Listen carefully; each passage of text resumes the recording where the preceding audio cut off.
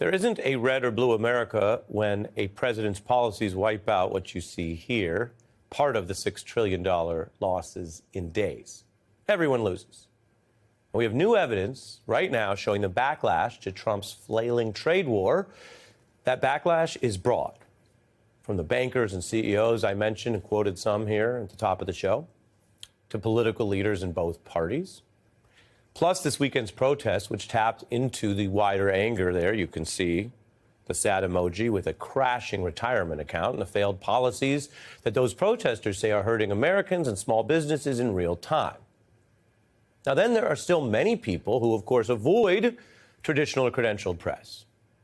This is what CNBC looks like if you turn it on the screen here, but people may not see that kind of news coverage of the tanking markets. There are people who consume alternative, younger media, that's as a cultural matter, or what you've heard about, some of these MAGA-friendly podcasts and streaming shows, and that's a political matter.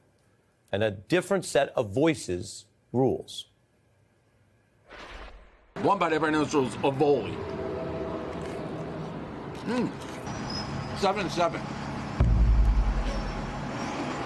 Good, solid. Most companies have all these different requirements, and they're openly allowed to discriminate against especially heterosexual white men. The attempt to feminize men is ongoing on the left. Check out this rapper. Let me know your honest thoughts. I think it's incredible. I think it's incredible. That's from one of the streaming shows there. And a Tesla Cyber Beast retails for about $100,000. The young man you see there, Aiden Ross, would have a harder time buying one now. Now, he's supported Trump and even scored a coveted interview, but he now complains with the tariff crash that he's losing money, that he feels, quote, poor after all this, which is part of a wider backlash from MAGA podcasters and streamers. And let's be clear, many of them speak to their audience in an unfiltered, authentic way in real time. That's part of what draws their audience. Now, they have MAGA credentials. I'm showing you they have this past talk about supporting Trump's promise for the country, but many of them are now sharing with their huge audiences, which can number in the millions or tens of millions in the case of Rogan, who I showed earlier. Well, many of the ones you're about to see, they're sharing concern, panic, confusion, and even disgust over the cost of Trump's flailing trade war. Yeah, I'm voting for Trump. Trump has put his tariffs all over the place. I've been trying to understand them. I don't. And everything's in the because of it. Donald Trump just cost me $20 million or whatever he did. Maybe don't be on the golf course. Everyone in this room, everyone loves you. And I just want to say you're a true hero for this country. I don't know how many of you guys are invested in crypto or stocks. What the is going on with our country? Guys, why am I poor? Because Donald Trump is the nominee against Joe Biden, I won't just vote for him. I will walk over broken glass to vote for him. His giant tariff policy that he just dropped on the market unilaterally, probably unconstitutionally. This is a vivid demonstration of very well-known, prominent Trump fans, whether they're in your feeds, as they say, or not, going through their own personal experience of the harm of these Trump economic policies as their viewers watch. And this shows how the medium is still the message. The younger viewers might see their favorite commentator reacting to the markets in real time, kind of like a popular YouTube reaction videos, or sometimes there'll be a video of someone cooking or a dog doing a trick, and then someone else reacts. That's how some people are getting these bad market updates, learning how bad things are in reality. And it is hard to dismiss these last 5 days as some, quote, snowflake old media conspiracy when very MAGA-friendly new media are live streaming their pain. Donald Trump just cost me $20 million or whatever he did. What the is going on with our country? Maybe don't be on the golf course. Guys, why am I poor? Now, losing 20 million means you have more than 20 million. Trump's richest backers are losing even more. The tech titans from the inauguration, who had criticized Trump before, remember, who had given public warnings about exactly the type of governing failures we've been seeing now, they're down tens of billion with a B. The one who lost the most has actually been the most involved. Musk on the right losing over $100 billion in the past few months alone. It's hard to even get your head around the numbers. This theme runs from those tech elites to the MAGA podcasters I showed you to some of the most seasoned Wall Street insiders. Take the hedge fund leader and Trump backer Bill Ackman, who made a lot of news this week by bemoaning how the tariffs from Trump are leading to a self-induced economic nuclear winter. Total reversal, I should say, from his post-election vow that Trump would do nothing to interfere with America's economy. We're stepping into, I would say, the most pro-growth, pro-business, pro-American administration I've perhaps seen in my adult lifetime, certainly. President Trump will do nothing that interferes with the success of the country, the success of the economy. He will do nothing. That was post-election. That was just over 100 days ago. And yet, what Ackman is referring to, the quote I read you that's new, tariffs causing an economic nuclear winter. The tariffs are from the guy Ackman wanted elected. Ackman now part of this larger money-losing team who said they just didn't think Trump would tariff like he said he would.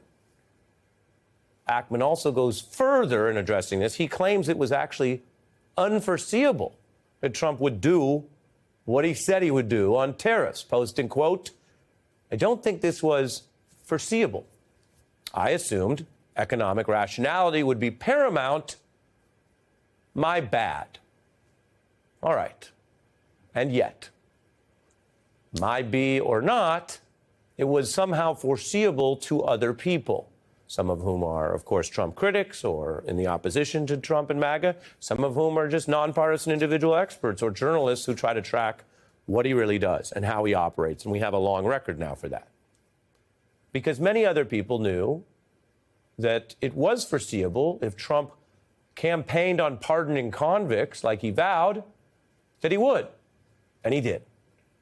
Or that he would try to use power to punish opponents like he vowed, and he's doing now.